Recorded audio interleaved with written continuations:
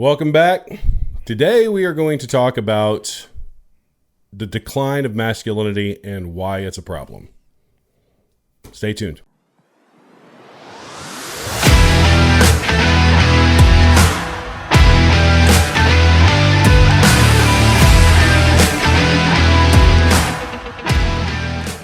We're back. Yeah, we are. So it's a kind of an interesting topic. I was telling you earlier. So here we are tonight. We thought we'll talk about kind of the state of masculinity in America, the world, and what's going on. And watch this little movie. I kind of fast forwarded through most of it because I heard what the ending was going to be. But there's a movie on Netflix right now called Leave the World Behind with Julia Roberts, Ethan Hawke. And I won't spoil the whole movie for you, but it's kind of America's under attack. Internet's down, electronics aren't working, and people are stuck without any information, not knowing what's going on. And part of the movie,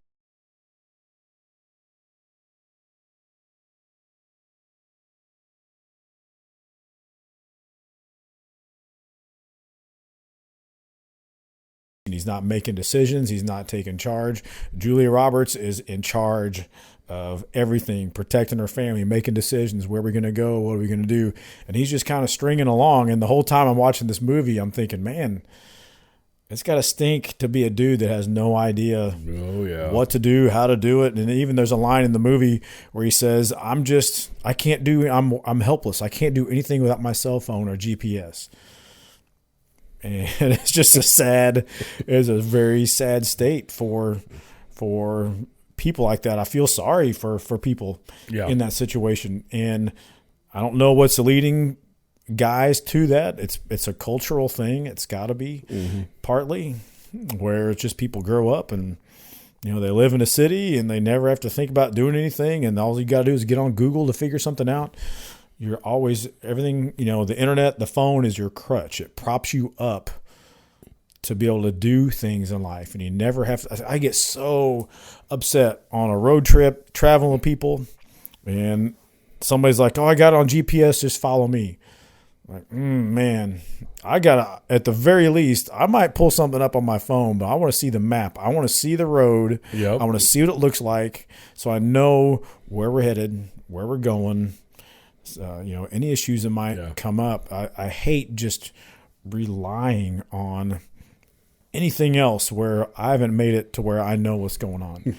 And we see a lot of that. It's getting worse. Yeah. Have you ever had Google or your Apple Maps or something like that tell you to turn into a wall?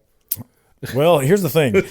So you've probably all seen The Office where Michael drives into a lake because the GPS told him to make a right turn. This is not made up TV stuff. Nope. At least twice in Carbondale, Illinois, I've gone to car crashes where the driver of a car turned right at the moment the GPS said to turn right, and they turned right onto a railroad track. Not a road, not gravel next to the railroad track, onto the railroad tracks where they got stuck, got out of the car, and a train comes by and smashes their car. They just did what the computer said to do, even in the face of how ridiculous it looked. They did it anyway. It's like everybody's turned into stormtroopers, or all the robots in a SpongeBob movie or whatever, and you're like, well, that doesn't really happen. It happens all the time. It's widespread. It's not just a few goofballs here and there. It's a lot of people, and it's scary. I mean, I'm nervous about the state of where we're at and the capabilities of people. Kids being born today in 2023. What are their capabilities? Are they going to be able to grow up and join the military? Are we going to have anybody that's capable of doing anything in the future? And I don't know. I think humanity's pretty good and pretty resilient, but man, we need a kind of a turnaround. We need an awakening of some men in this country to kind of lead the way, I think. Yeah, I think that we're at a point really where I've heard several people use this term. It's kind of like a revival or bust. And I think we're at that point. I don't think we talked about politics a couple episodes ago, but I don't think there's a way we can vote our way out of this. I think it's got to be a cultural shift. I think it's got to come from the bottom up. It's got to kind of be a revival, whether that's spiritually, and I believe that is definitely true too. But I think that it's just really unplugging from, I use the term the Matrix all the time, but that movie has so much. I almost think that movie was prophetic at this point. Not so much that we're just batteries powering all this stuff, but we are really connected to the world in a way that we never have been, but it's a lonely connection. It's not real. It's not something that gives us any kind of satisfaction or value in our lives. It's just this, do what computer says, It's like, I don't know if anybody's ever seen the movie Idiocracy, but it's I think, as crazy as that movie is, I think that we might be headed that direction. Ain't no tattoo, It's like Gatorade's good for plants. It's just like we're seeing all of this, all of this stuff that is when those movies came out, you're like, oh, that's really far fetched. Now you're like, maybe not. Still not necessarily fully real, but we're definitely headed in a direction, and specifically with men.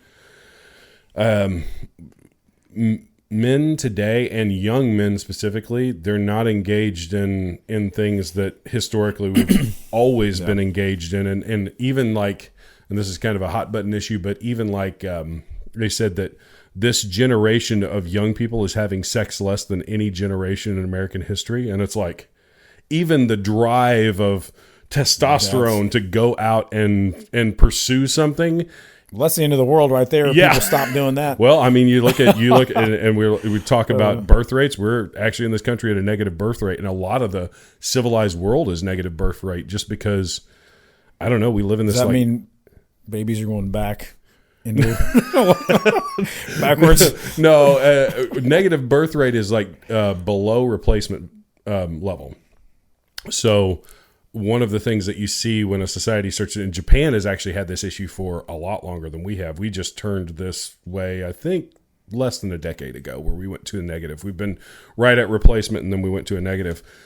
But you can't, so you think about things like Social Security. You think about all the stuff that's reliant on a younger workforce.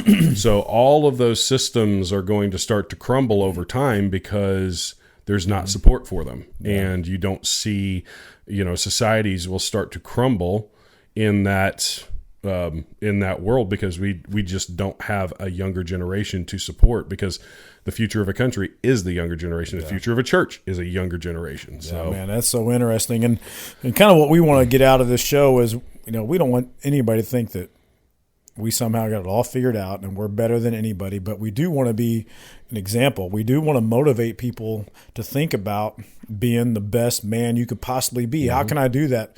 We say things like be a leader in your family and all this kind of stuff, and develop some skills, some shooting skills, some self-defense skills. We want to show you and get you interested in those things so that you think to yourself, you know what, maybe, that is something I want to get into. And we kind of want to promote that and kind of, help this awakening that's going on, because it's not just us. And if you really look closely around, there's a lot of other people in your neighborhood, in your job, all over the place that are doing the same type of things that we are doing, and taking a stand for what's right, and taking a stand for putting yourself in a position to protect yourself, your family, putting yourself in a position to help protect the community. And so we're trying to get people motivated to take a stand and kind of reverse this trend. Like, no, we don't want to be a civilization that just withers away into nothingness. We need to build resiliency in ourselves, and just in our own habits and what we do on a daily basis. And how can we do that? Well, there's a lot of different ways to do that. Yeah, absolutely. I think that one of the things that we have a misconception of,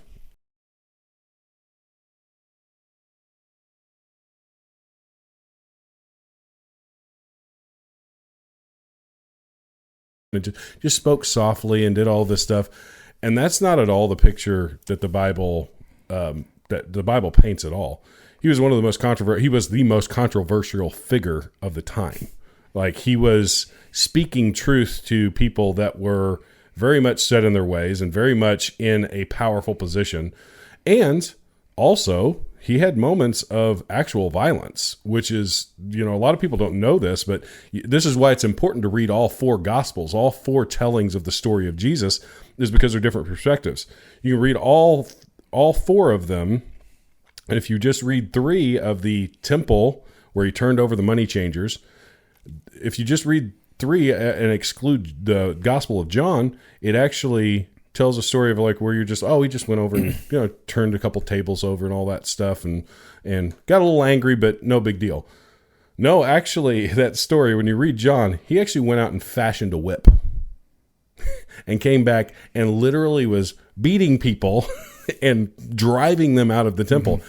How crazy does a dude have to look to be in that, that realm, and I listened to a podcast where a guy said something similar to this. It's like, wow, I never even thought about that, but yeah, because I think we have this idea that violence is this bad thing because we see it used for such bad things. But I really think that in all honesty, violence is it's kind of in the middle. It can be used for bad. It can be used for good. And in some cases, violence is required to get a message across or to stop something bad. And I think that's one way that the church is not equipping men to be dangerous. We absolutely should know how to be dangerous. We should absolutely know how to handle ourselves in a difficult situation and to be able to fight against evil, whether that's a physical evil or a spiritual evil. But if we don't know how to do that and we're not being equipped in the right way, when that time comes, we're either going to react in a very bad way or we're not going to know what to do.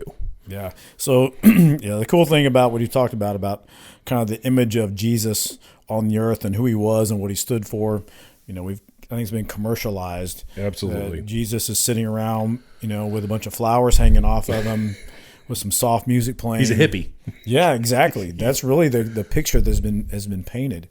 And to me, a couple images stand out. One is the flogging and beating Jesus took on the way to the crucifixion, what it would take for a human being, a man, to volunteer and be like, sign me up for that. I got a purpose. I got something that needs to be done. Mm-hmm. Take me over there and beat me to almost death. I'm going to volunteer for that. That takes a strong physical and mental attitude to do that. That's crazy. I can't think of anybody tougher on the planet that's ever gone through something like that. The Bible also says in Luke 12:49, Jesus says, I did not come to bring peace on earth, but I came to bring fire, and how I wish it was kindled already. Man, and he also talked about it, basically he's coming to bring division. And the reason he's coming to bring division because he's forcing people to make a decision about what's right and wrong. Mm. There's no more in the middle. You can't just skate around with, making up your own truth.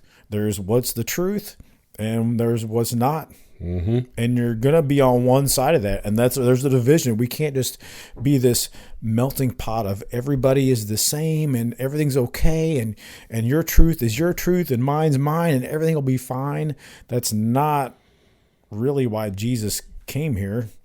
It was to tell you exactly what the truth is. And a lot of people don't like hearing that. All right. So we're going to have to deal with that one way or another. But that's the image that I think about a lot, is that strong, decisive, here's what I'm coming for. It's to tell you what's up and to tell you what's right and wrong. And here's your options. Jesus said, I don't want anybody to perish. I want everybody to come to me to have everlasting life. Jesus isn't coming here to poke at people and say, you're doing this wrong, you're going to hell. Jesus is like, I've got an answer for everybody because we're all in the same boat and nobody's different. Here's the solution. It's me. I'm the way, the truth, and the life. No one comes to the Father except through me. I am the only way. Yep. There's not 50 other ways, according to Christianity.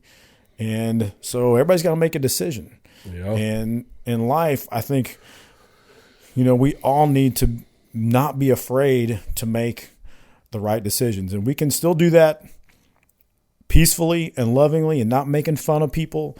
But, if somebody asks your opinion about something and you give it and it's a biblical opinion and people don't like the answer, I'm not going to shy away from that. Jesus didn't shy away from those type of confrontations. And I think we need to have the mental fortitude to be able to speak the truth,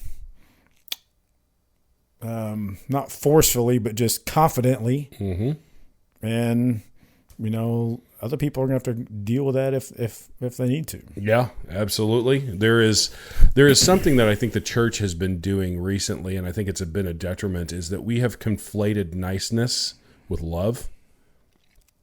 Love is not always nice, and I think that this conflation has led to a lot of the problems that we see in culture, because the church, especially in this country, used to lead culture. We used to be we were counterculture, but culture kind of followed that because we were based on Judeo-Christian values, and society wanted more morality than I think it does now. But we have conflated niceness with love. Love's not always nice. When I discipline my children, sometimes that requires not being too nice, but I'm doing that because I love them, because I see if they don't understand what is right and what is wrong, then when they actually go out into the world as an adult, they're going to fail and fail miserably. And I am doing that as a loving father to teach them, to mold them in the way that God tells us as parents to mold them. And I think that that's something that's just lost because the church seems to want to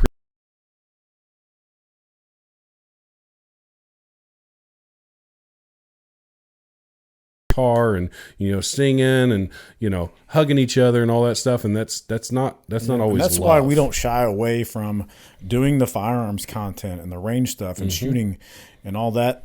Like, I think a lot of people identify that. A lot of people that maybe aren't Christians that are into that, and then next thing you know, they see you in church and they're like,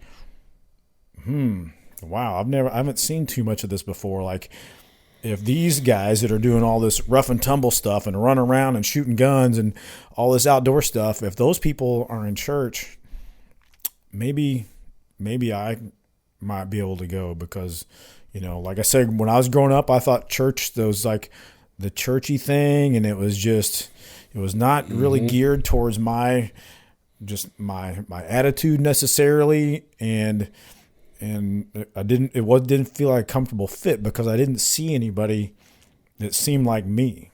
I'd see the 89-year-old lady on the piano, and I would see, the people in the choir singing these nice songs. Well, I'm not a singer. I don't sing choir songs, and I would just see images of things that just didn't fit with me. And so I think, we need to be an example for people to show, like, hey, you know what? This is, part of our life too is our faith, and we want people to understand, hey, this is what it's really all about. All the the masculinity things and the guns and the outdoor stuff and running around and jumping in ice baths or whatever you crazy people do in your free time. Yeah.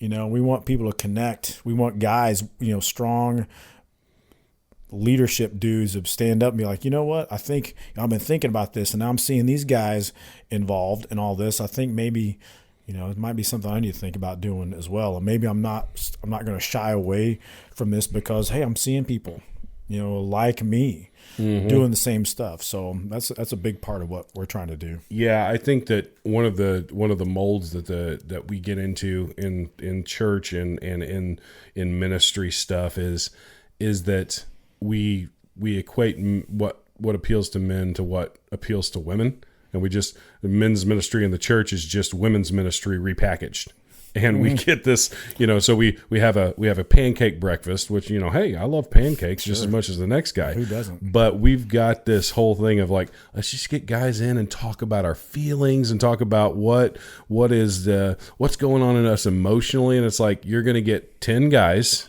to show up for that.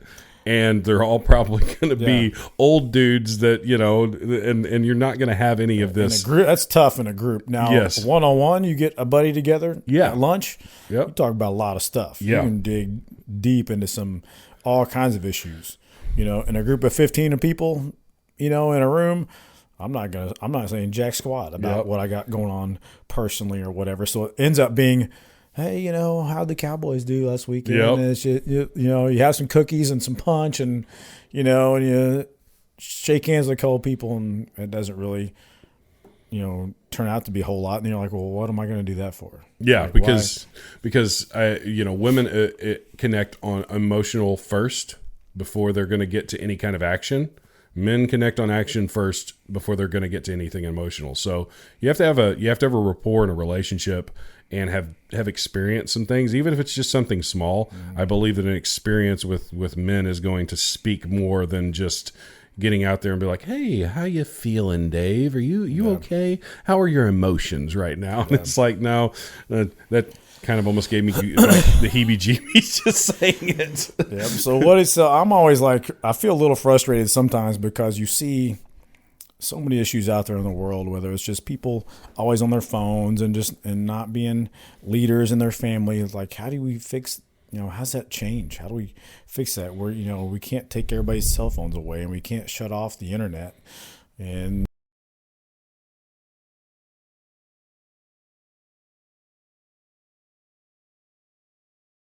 somewhere, and maybe one person at a time, in this world of 7 billion people, I guess, is better than nothing.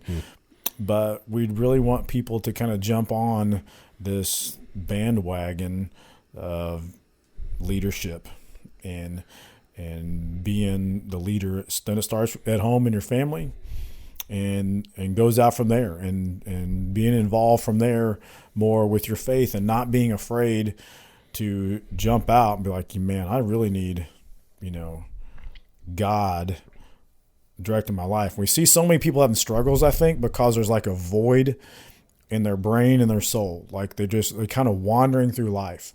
Like, well, I don't know. I never thought about church, and I just went to work and typed on my computer all day and came home, and there's this void that just lets the world and the fleshly desires of the world fill people up. And that's how people are motivated to move around. And I was thinking about this today. I think on the range, when we see shooters come out and they're struggling, usually, and you've probably heard me say this before, I'll ask a student on the range, and we're just shooting like 5 yards, big targets, not a big deal.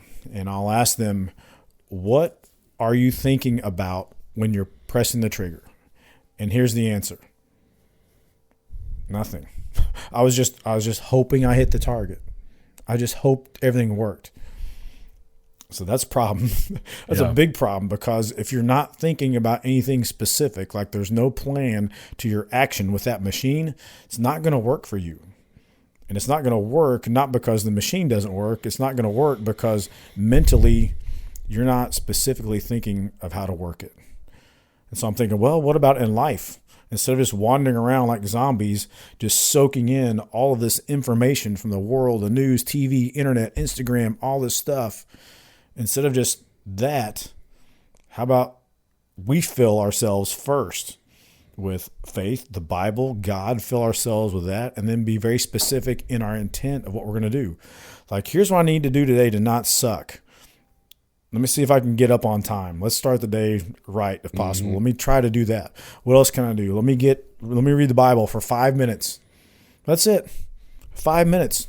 Do something very specific. And then the next 30 minutes, what else am I going to do? I'm going to listen to this radio station on the way to work. All right. So that's your first hour of the day. What else? And so you specifically start to plan out chunks of your day. And it doesn't mean you write down what you're doing every 5 minutes for the day, but your day needs to have some specific intent to it before you get there. And if you just wander around, it's easy. If you're just sitting around on the couch one night, you're like, man, a bowl of, chocolate chip mint ice cream sounds really good. And you're in the middle of trying to lose 20 pounds, you're going to go get a bowl of ice cream. Mm-hmm. You're just going to do it. But if earlier in the day you said, you know what, here's what I'm going to do. I'm going to do this. I'm going to have this for supper, whatever. And I'm not eating anything after 8 o'clock. And you've already made that decision. It's a lot easier to not eat anything after 8 o'clock because you've planned it out earlier. And you just start thinking about breakfast the next day or whatever you have to do to get through that struggle. But if you don't have any specific plan in place and you're just hoping, if you just hope it works out, you're going to be let down. And we see it, like I said, on the range all the time. Shooters come out, they just hope the gun works. They just hope they hit the target. Never works. That's always the first problem. The first problem I see mentally with shooters on the range. I just hope all this works. No, we got to have a plan here. I'm going to give you A, B, C, and D to do here in order. Can you do that? Okay, yes. They do it. Mm-hmm. Oh my gosh, this worked. Why did it work?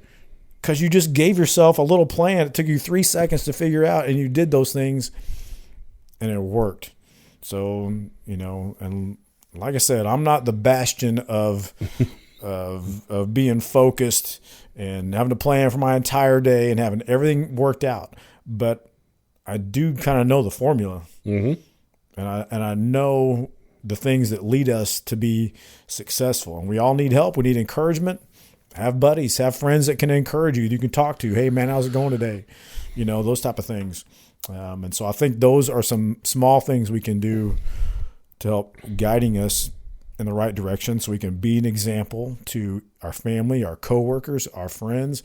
Man, we cannot just sit around on our couch and hope things work out. I'm watching the news tonight. Man, this is terrible. I can't believe this happened and this court decision and all these things. All right.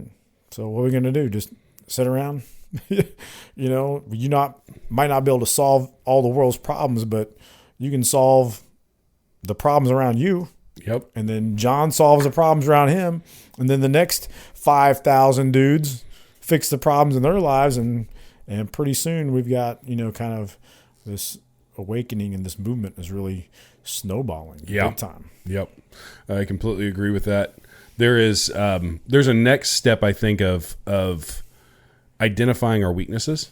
I think that's something, it's something that I've thought about a lot here recently, of identifying weaknesses and leaning into those weaknesses to make them at least stronger, if not your strengths.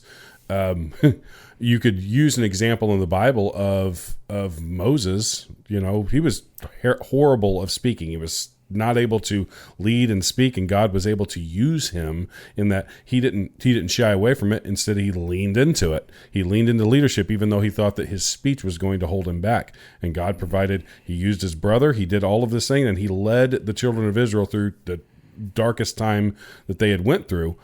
I think for us, as a practical way that we can, because there's practicality to everything in the Bible too. It's not just this spiritual mystical book that we read and we're like, oh well, let's get into our hippie world. No, there's practicality to it, and so in that practicality, we should be leaning into the things that are our weaknesses, because if we become well-rounded, if we become disciplined, it makes us able to lead better. And so for me, I love to exercise and work out in the gym with weights. I hate to run. I absolutely hate running. And you guys have probably seen some of the videos. I hate running, but I had a buddy that said, hey, we're going to run a half marathon in April. You want to join us? And I'm like, no, but I am. And so I started running, and I've been running, and you know what? The accomplishment that I get from just doing a 3-mile run or 3.5-mile run is like, I was able to get control of that, my inside that says, I don't really want to do this right now. I don't want to get short of breath and run and do all this stuff. And when I get done, I'm like, wow, that's a, I don't want to say mind over matter, but it is something, it's a discipline of saying, my physical body's not in control. I'm going to harness that, and I'm going to make it do what I want it to do. And my flesh is not in control. It's a part of dying to flesh too, because we have this flesh that crops up and wants to grab a hold of certain parts of our lives and get us entangled.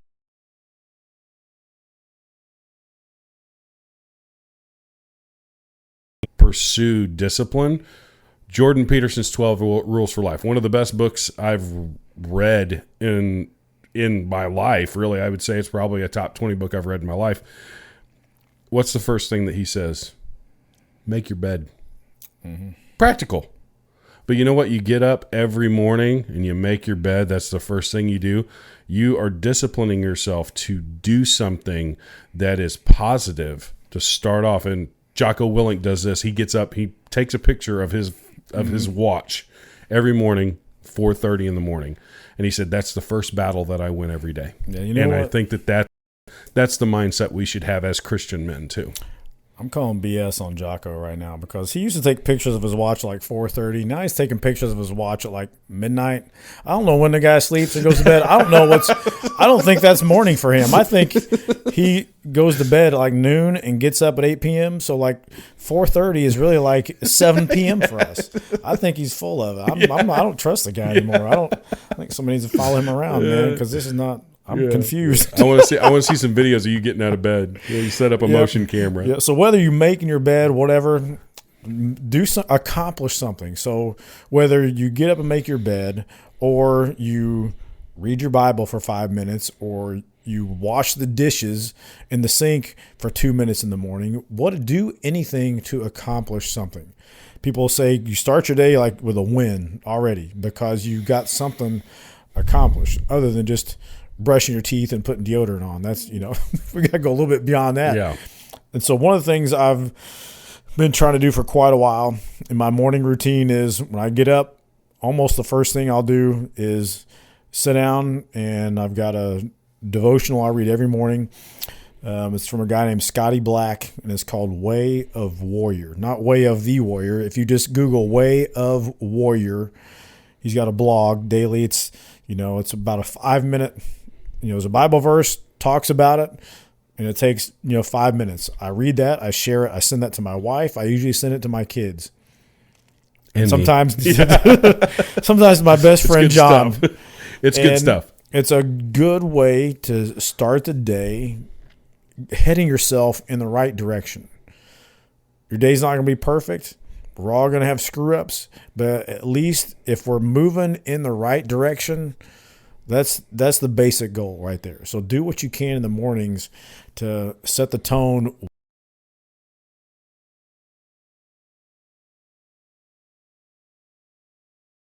Devotional, I take notes, just a couple lines probably every day about what I got out of that and kind of what was important out of it.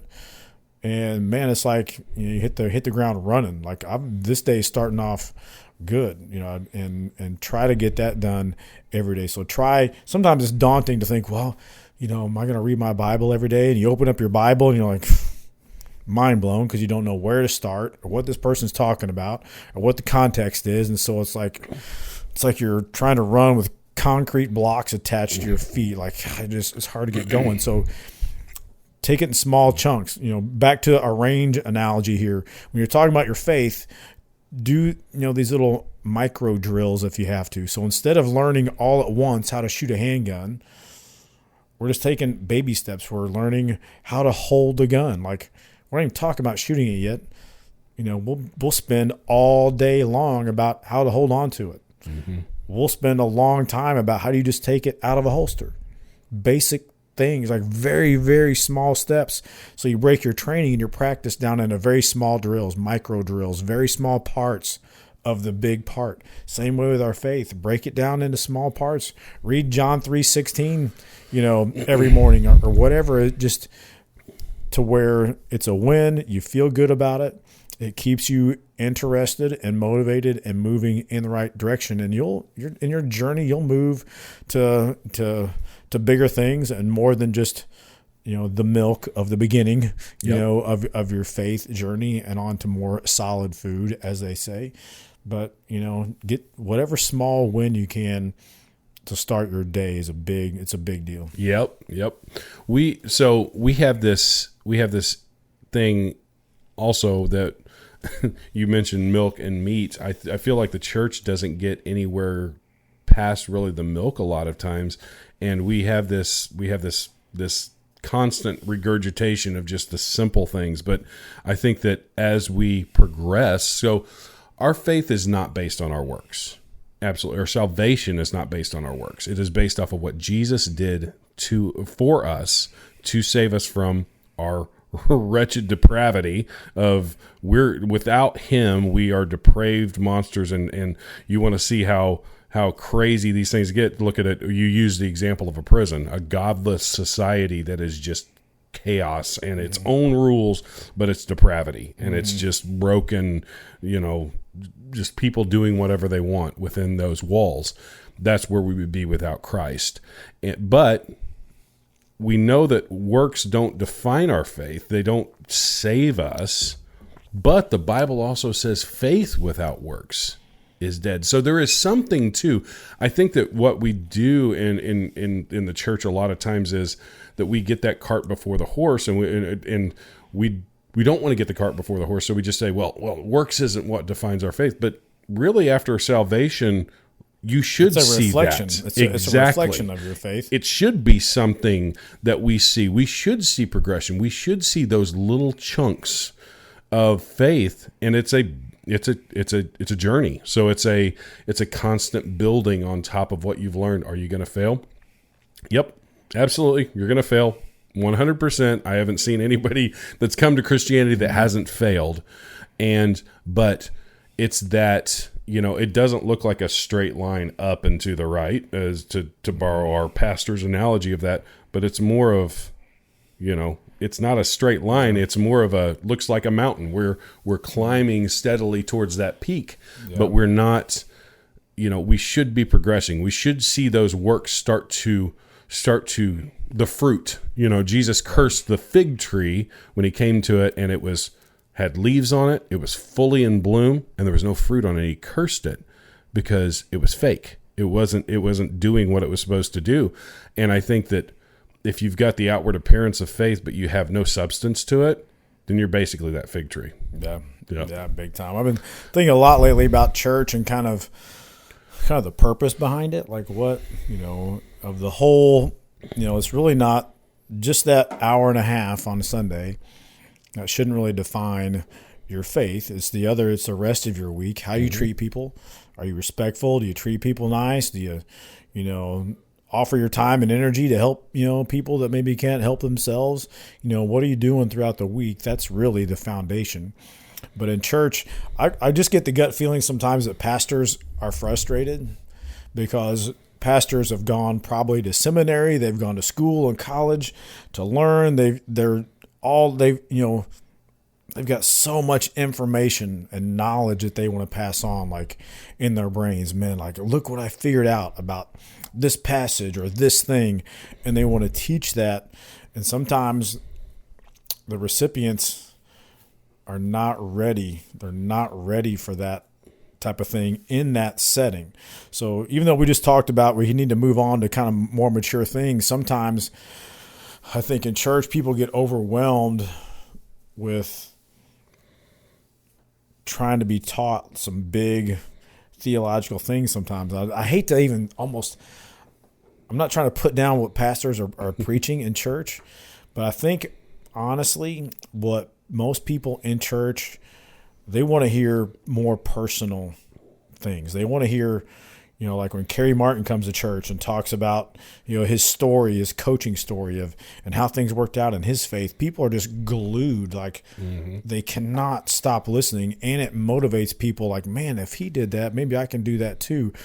And he's a Christian. Like maybe I need to look into this more. Like to me, I'm not saying one's better than the other, but it's extremely impactful. And anytime we can incorporate personal stuff, personal stories, that's when you've got people hooked in. That's when people are listening just to every single word you say. And that's how you can really impact people, I think, in a church setting. Because we were talking about earlier, everybody sitting there in the congregation in the church, they're not all fellow pastors and fellow mature Christians. And there's a lot of worldly people sitting around in there.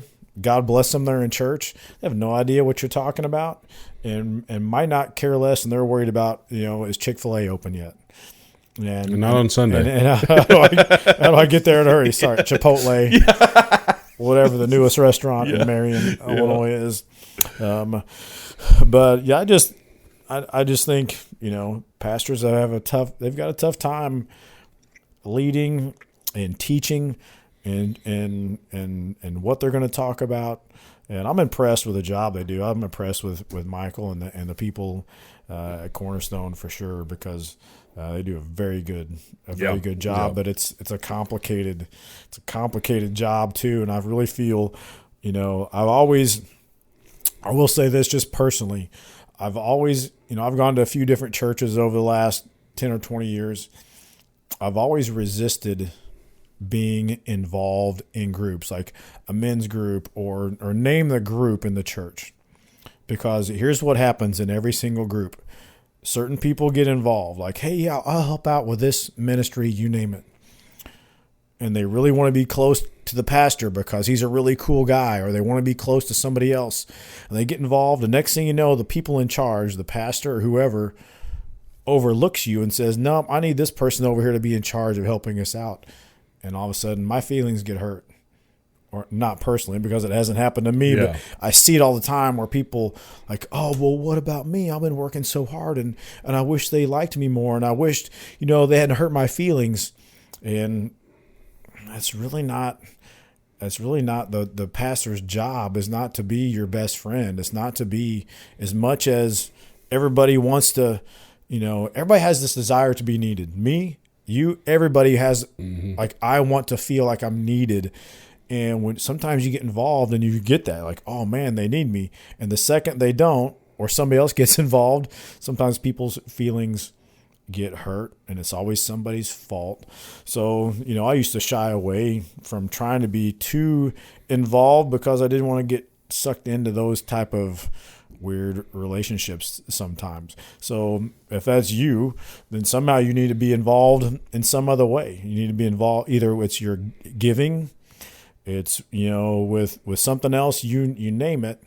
You don't want to draw completely away from being involved, because that's what we need to do to be a church, to be a community. So, it's just always something that I kind of noticed, and is kind of a difficult kind of hump, I think, for some people to get over. Yeah.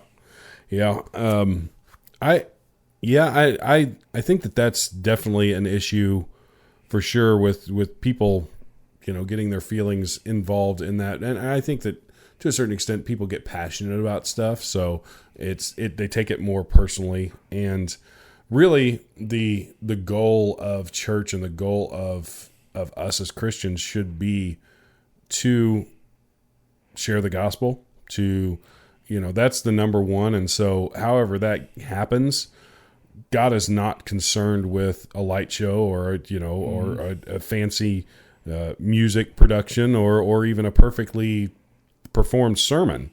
He is interested in souls.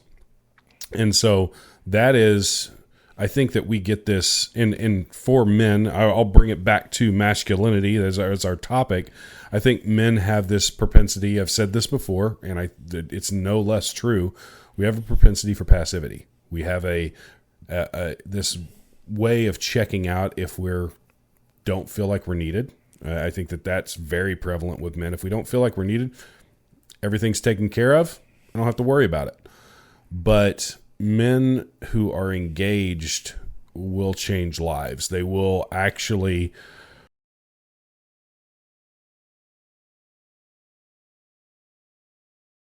change the world. And we sit in a world that is, that has a lot of people of faith in it because of those 12 men being activated and going out in the world. And don't be afraid of that. I think we, as you said earlier, we are so focused on checking the box of, well, went to church this Sunday, took my kids, I did the good dad thing or the good husband thing and took my family to church. I don't really want to get involved. We're gonna come in, get in a couple minutes late, leave as soon as the prayer says amen. We're not gonna be involved, and we think that checking that box. But what are we doing the other 6 days? Is six days and 22 hours of the rest of the week? Are we looking for opportunities to share what God's done for us in our lives? Are we looking for opportunities to get involved? Are we looking for opportunities to be activated for the kingdom, for what we are a part of? And I think that the church is in a lot of ways, and this is more broadly, the Big C church is not equipping men. We're not concerned with men, and it is absolutely one of the reasons that we're seeing a cultural shift and a crumbling, really, of the foundation of our country and of our communities, is because we don't have activated men. We don't have men that are engaged in their local communities, and we should be in the school board meetings. We should know what our kids are learning. We should know what our communities are talking about, and I just actually saw I don't know if you saw this, but I saw they had a satanic statue in a Capitol building in Iowa. I thought you were going to say something else. I saw something even worse than that. Really? No, this is not. You can Google this. This is not made up. There's a grade school somewhere out there in America. They're starting a club. It's the Satan After School Club. It's like the Satan Kids Club, something like that. Where this group, it's a satanic group, and they do not mince words at all. Like, they worship Satan. They have an after school group, and they do activities where they build things and do projects, but they're atheists, and they basically they prescribe to the satanic beliefs of just everybody for yourself and whatever feels good, and there's no God, and just those type of things. And it's really happening in the school. They can't do anything about it, because any religious group that wants to have their own after school meeting, they have to, as long as there's one group, they have to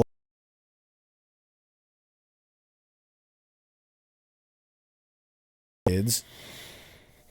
So they're saying they cannot tell this Satan grade school after school club, they can't tell them, no, this is ridiculous.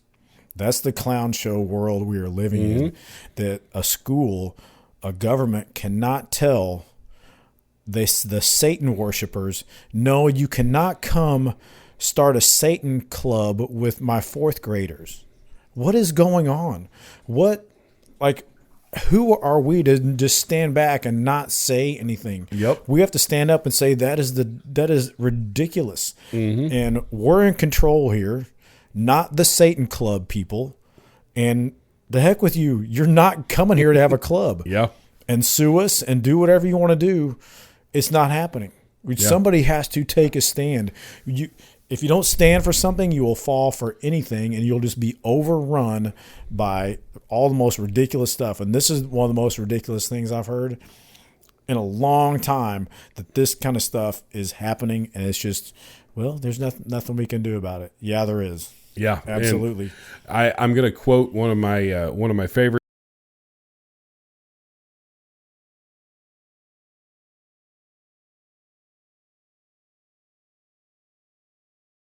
We're a nation of political will, and we always will be. Yeah. And when you look at the history of this nation, that's absolutely true. And the reason that we've had so much of the Christian worldview involved in this nation is because the political will was there, and the church has pulled out. We talked about this a couple episodes ago.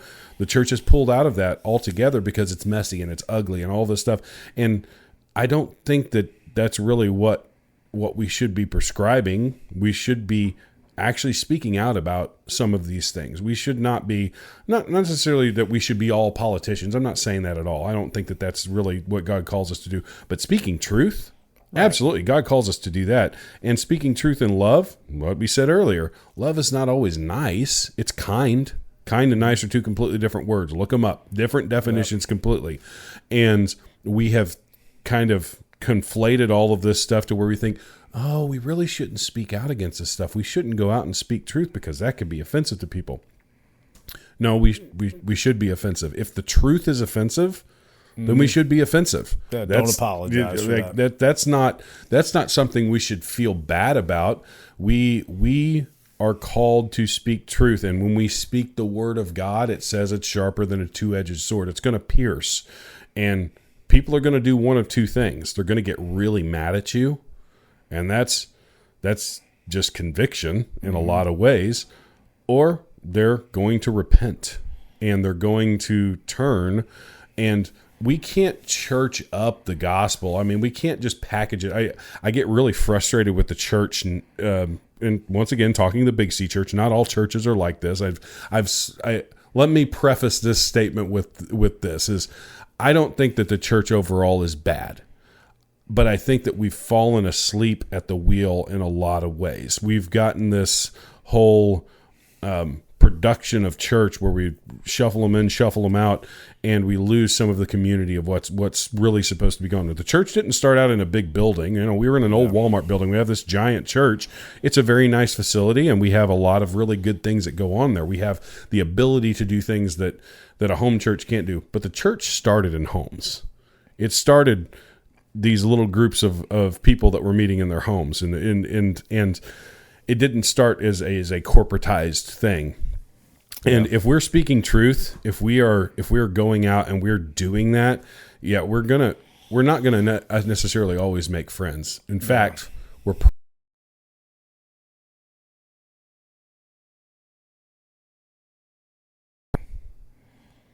if you think the world is crazy now, like normal's never coming back, you haven't seen anything. You haven't seen anything yet. What you're living in right now, it will be like heaven compared to what it will be like if all the good people don't stand up and say anything. So this is what I was telling you about here, and maybe John can put a picture up of these people. I can't believe I'm saying this. This is not made up. This is the after-school Satan Club for an elementary school. The what? The after-school Satan Club. A Memphis elementary school says it cannot bar a club sponsored by the Satanic Temple. What is going on here? This is nuts. I hope these people down there stand up and be like, this is ridiculous. I don't care, what you say about freedom of religion, about, whatever you want to call it. That's a lie. That's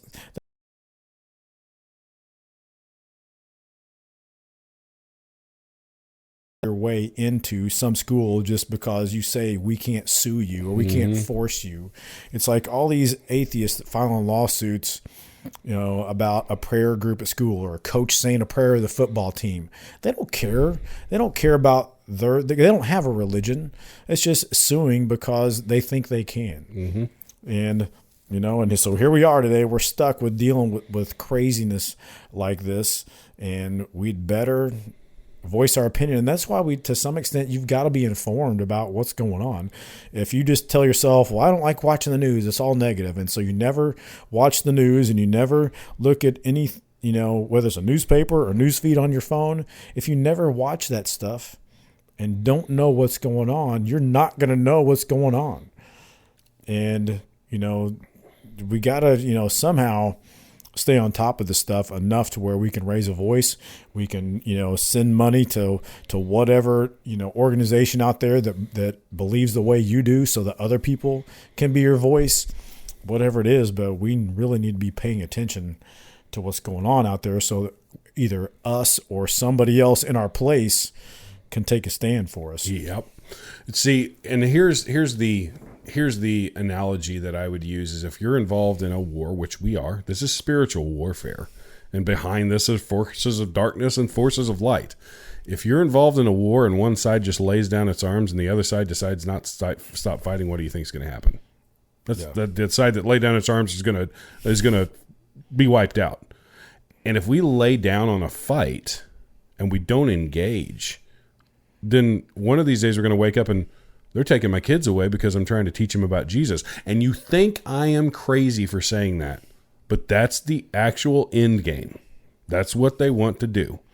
And they don't want, I have several friends that homeschool their kids because of what's going on in the schools. My wife's a school teacher and she tells me stories that I'm like, I cannot believe this in little old Heron, Illinois.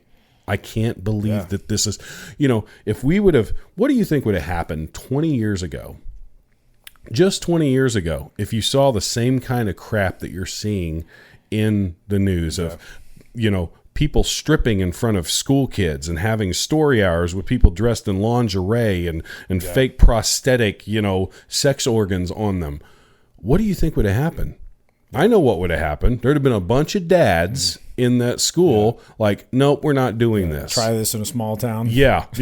I mean, honestly, that is, and what we're seeing though is that's starting to seep into these small towns. We're starting to see that happen in our communities, and it's like, and we're from a small rural area, I guess you could say, but we have to at some point put our foot down and say, this no further. You will go no further. Yep. I'm kind of encouraged because you're starting to see. Here's the trend that's starting, and not just the homeschool, but more of a private school trend. I think you're going to see that explode in the next 5 or 10 years. It used to be the homeschool kids were the kids of the hippie parents, that didn't want to, and they were all just the weird kids. Now it's like, well, it's not just the weird people anymore. Now it's the normal people. Mm-hmm. And now, it's not just one private Christian grade school in your town. I think what you're going to see is that's going to turn in probably to a big business to where you're going to see more and more and more of that. Like, we're not, no, I'm not going to send my kids to a school where every day there's a fight between, 30 girls, in the cafeteria. Or, I'm not going to send my kids to a school where, just anything goes as far as what they're being taught. Yep. Like, this is not, what? People are gonna get fed up, and the way we make a change is like, what? We're sending our kids to our own school. Yep. We'll build our own schools. We'll build a million of our own private schools. And, one day public schools just might be full of tumbleweeds and nobody in there because everybody's sick and tired of it. And now we've got our own system, our own way of doing things that's not controlled by the government. Yeah. And I think, if I had to make a prediction, and we're already starting to see it, I see every once in a while these advertisements for brand new private schools and a big complex, and they're just already, filled up, with students and people. Something we need to all seriously consider for the future well-being of our kids is, where do we really need to be sending them? Do you really want to send them to where they're having an after-school Satan club and the school says that's okay? I mean, there'll probably be 2 kids of this dumb thing for a week. Yeah. So I get that it's not, the school is not going to burn down with 500 satanic people there every night. It's the general principle of the thing that says, what? Nobody's taking a stand for anything. Nobody takes a stand for what's right. What's the most obvious thing. Nobody wants to stand up for what's right and for what the truth is. Don't tell me that this isn't right. Don't look at me in the face and tell me that this is just okay and it's everybody's right. That's ridiculous. And everybody knows it's ridiculous. And that's why everybody's so fed up. And, maybe this type of stuff is a good thing. Maybe this is what pushes people over the edge to say, you know what? My kid's not going to school there. And instead of sending them to your school, I'm going to pay $15,000 a year to send them over here. And all your teachers in the school are going to be out of a job. Well, that's terrible. But whose fault is this? It's the school board and the government and all the people running this crazy show. It's their fault, not mine. And maybe this snowballs into a movement. But it's only going to do that if people join together and stand up and actually take a stand and not just, I hope it's all fine. Yeah, if they can have an after-school Satan club, it'll be okay. It's not a big deal. And then what's the next thing? They're going to take your 4th grader to the after-school drag show? Because, what? If people want to do that on their own, great. We're not telling you to go tell people what they can or can't do at their own club as adults doing their own thing. But you can't bring them to 4th grade. That's the truth. That type of stuff should not be going on, and everybody knows it. And so we've got to stand up. And man, I think that there could be a real movement as far as private schools, homeschools. I hope so. And I never dreamed in a million years that any of my kids or grandkids would be going to private schools or Christian schools. But now I'm like, that's probably the best thing. Yeah. That's probably the best thing. We've had conversations about that too. And my wife's a public school teacher, of just the stuff that we have to protect our kids from. And, the need is for men to step up and lead their families and lead these movements. When I think back, we saw a lot of school board, if you were on the Twitter sphere or any of that kind of stuff in 2020, 2021, when all of this stuff was going, and you had the Loudoun County thing that happened with the school where the girl was raped by a identifying boy that said he felt like a girl and went in and raped her in the bathroom. And all of these things, what you see in these school board meetings, you see a lot of moms there. You see a dad every once in a while, but you don't, man, like, where are the men? Where are men? I get frustrated because men are the ones that actually can change this stuff. And I told you this earlier, men are failing to lead currently. And when men fail to lead, what does it lead to? Women have to step up and lead. And God didn't necessarily design women to lead. There are times in the Bible even where you see women leading, Esther and Deborah and all this stuff. Those always seem to be situations where it's a dire moment. Not a normal moment, but a dire moment. And God's like, I'm going to use this woman to lead. But God has created and given men the responsibility of leadership. And that leads, that's everywhere. And if we're not engaged and we're asleep at the wheel and sitting down on the job, man, nothing's going to change. And we have to step up. And I want to see men step up into that leadership role in culture, in their families, and we have, and in the church too.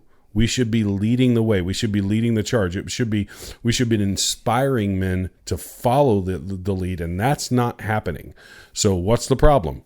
We need to message. We need to inspire. We need to actually call men out that are in their lethargic trance of playing video games and watching sports and drinking beer on the weekends and not saying that there's anything wrong with those things, but if that is what you're living for and that is the things that you're doing and you're sitting down on your job, man, that's pretty pathetic. And you need to step up to the plate and actually get engaged and activated. Yeah, big time, man. No doubt.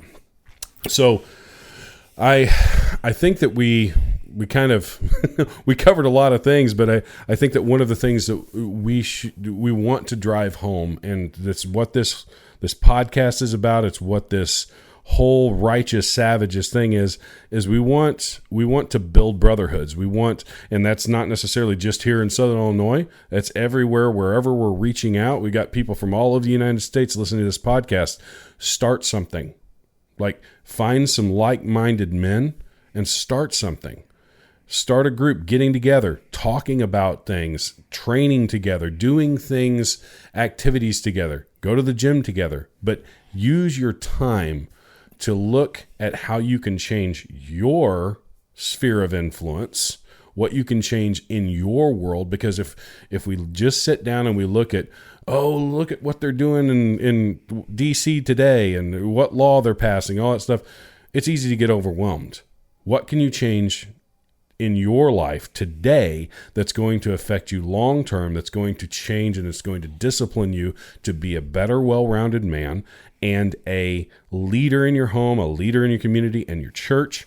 We've got to get engaged. Yep. And on top of that, don't be afraid to stand up for what you believe in, and don't be afraid to say the truth if you need to. Doesn't mean you go drive around with a loudspeaker attached to your car and preaching to everybody about what you believe. But when the time is right and somebody asks you, a teacher in your school says, hey, what do you think about this club or this thing? You need to say what's on your mind. Like, well, here's what's up. This is messed up, or this is right and that's wrong. And with your kids, when you're watching TV and you see commercials and stuff on TV with all kinds of craziness, you have to stand up and speak up. Say, hey, in case you were wondering, kids, this is messed up. And here's why. Oh, well, yeah, I didn't even think about that. And so we have to make an impression on your kids. We have to stand up and take a stand for what's right. And other people see you taking a stand, then they take a stand.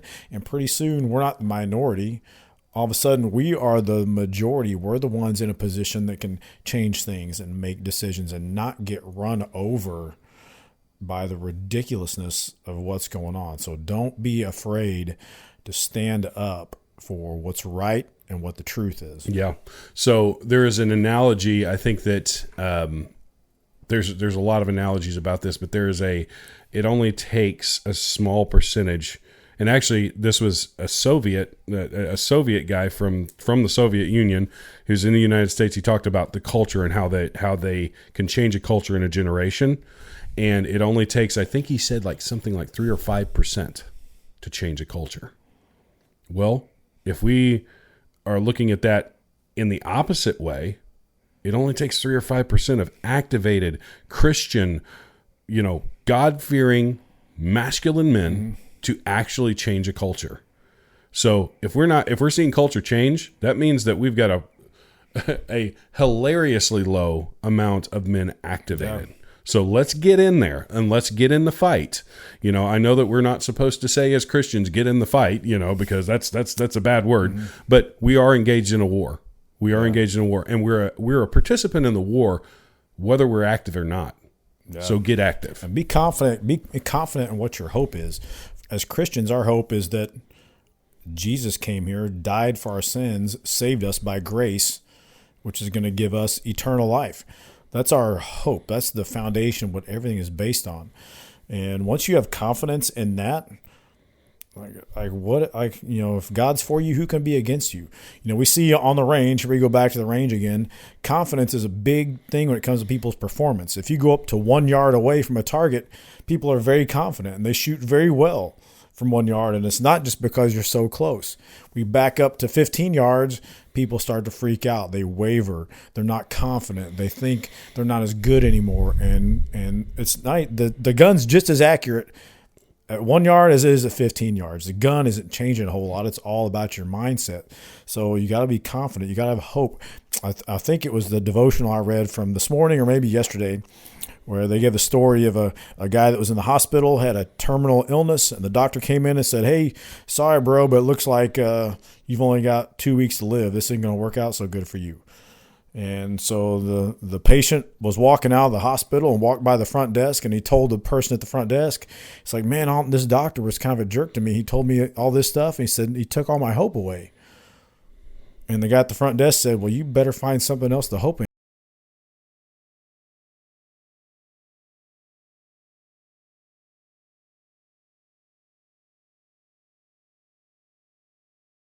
In God, that's your foundation for your hope and what gives you confidence, the confidence to what you're standing for, what you're standing on. So when you say, "Hey, this is wrong" or "this is right," your confidence and your hope is what is the truth, which is Jesus and what he stands for. And that it can be a game changer for a lot of people, to where now we're not just sitting back anymore like, "Hey, I think I need to say something about this" to your wife, your kids, your family, to people at work, school, whatever it is, and not be just the silent Sammy sitting around just getting run over every day. Yeah. Yep. Well, so as we close, I want to encourage everybody. What we have talked about tonight is probably one of the most important things, and we're going to continue to talk about it. It's because it is that important right now. Manly leadership, godly masculine leadership is sorely lacking in our world, and we need it to turn this thing around, or just to even be able to carry our worldview to the world and present the gospel to those who don't know, or maybe I need to check out this Christian thing. But we need leadership. And in the world, we need leadership. We're in the world, but we're not of it, but we are still in it. So stay in it and stay engaged. I'd like to thank you guys for coming in tonight, and don't forget to follow our social medias. We've seen a lot of activity there, and we appreciate everybody that's tuning in, and we would love to see you guys get even more activated with our content. Like and subscribe. Hit the little bell notification on YouTube to let you know when we've got new content coming out. We've got some interviews coming up in the next couple of weeks where we're going to be talking about some in-depth things with some pastors, and after the new year comes, we've got some very, very intelligent minds in the world of tactics and the science of killing, and we're going to be getting into. And just talking about all of these things that are a part of being a well-rounded man. And we'd like to encourage you guys to stay engaged and to lead well. We'll see you guys again next time.